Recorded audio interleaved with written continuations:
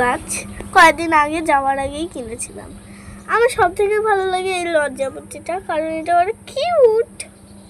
আমার বোনটা আবার এই দেখুন কত সুন্দর একটা গাছ। আর এই যে আমার জবা গাছ, ফুল এর জন্য কলি এসেছে। অনেকেই বলেছেন এটায় ফুল আসেছে কিনা, ফল এসেছে কিনা। এখনো আসেনি, কারণ এখনো এটা অনেক ছোট।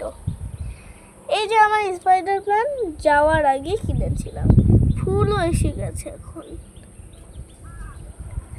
আর এই যে আমার ব্রাহ্মী শাক, দেখুন কত বড় হয়ে গেছে। আর সব থেকে ভালো লাগে, আর বলা লাগবে না, বুঝে গেছেন তো।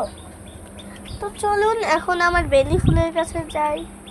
দেখুন কত সুন্দর বেলি, এখনো ফুল ফোটেনি, কলিও আসেনি, তবে আশা করি আসবে।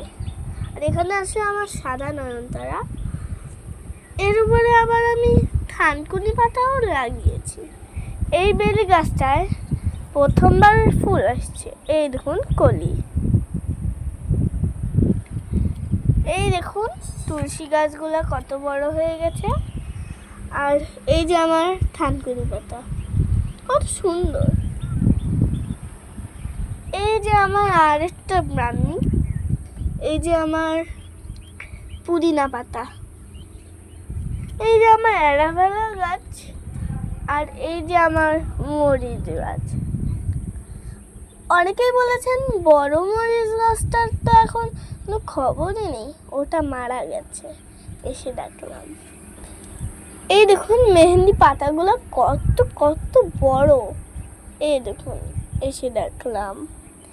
এই যে এই শাকটা, এই গাছটার আমি নাম জানি না, তবে এটা খুব সুস্বাদু খেতে। এই যে আমার আরেকটা তুলসী গাছ। তো আজকের মতো এখানেই শেষ। টাটা, আল্লাহ হাফেজ।